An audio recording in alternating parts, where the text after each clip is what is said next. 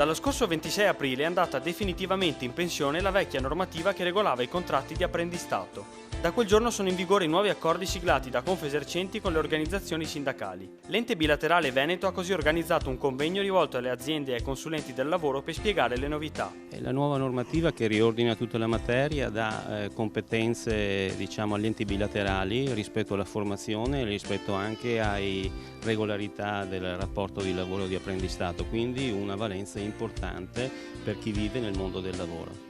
Prima succedeva che la normativa era molto complessa e articolata e con la legge del 2011 è stata riordinata e quindi tutte le materie che fanno riferimento alla normativa sono molto più precise. Il nuovo testo ha avuto riscontri positivi da parte di Confesercenti Veneto e più in generale dall'Associazione Nazionale, che in prima persona ha discusso la stesura della normativa. Importante sarà anche il ruolo della Regione, che parteciperà in modo significativo alla formazione degli apprendisti, con una particolare attenzione ai giovani. Le modifiche apportate in particolare per quanto riguarda la formazione, noi dobbiamo puntare molto su questo aspetto, in particolare per quanto riguarda i giovani, perché devono essere adeguatamente formati. Di rilevante importanza è il fatto che per esempio sia stato regolamentato in modo definitivo l'apprendistato stagionale.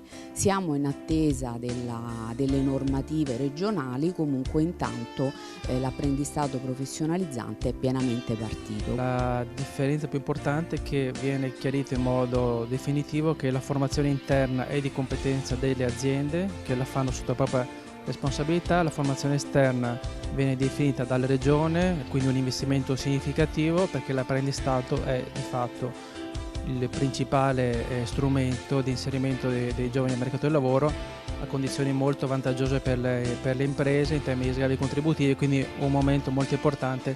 Il contratto di apprendistato è un contratto a tempo indeterminato con tuttavia una scadenza, ci sono differenze significative a secondo degli ambiti e dei contratti con durate diverse. La durata media del contratto di apprendistato professionalizzante in questo caso, quindi dei giovani tra i 18 e i 29 anni, è di 3 anni, poi in alcuni ambiti, ad esempio artigianato, la durata è maggiore, però in generale la durata è di 3 anni. Un incontro importante che nasce dall'esigenza di diffondere a tutte le aziende del commercio e del turismo i nuovi strumenti che si troveranno ad utilizzare. Sempre maggiore sarà il ruolo dell'ente bilaterale Veneto nel gestire i rapporti tra l'associazione di categoria e quelle sindacali. L'ente bilaterale Veneto ha un ruolo fondamentale perché permette la validazione del piano formativo individuale di dettaglio di tutte le aziende che devono assumere apprendisti e per cui permette una valorizzazione precisa di quello che sarà la formazione obbligatoria che devono fare gli apprendisti e quindi crea soprattutto una sinergia e strumenti con i consulenti del lavoro che devono accompagnare le imprese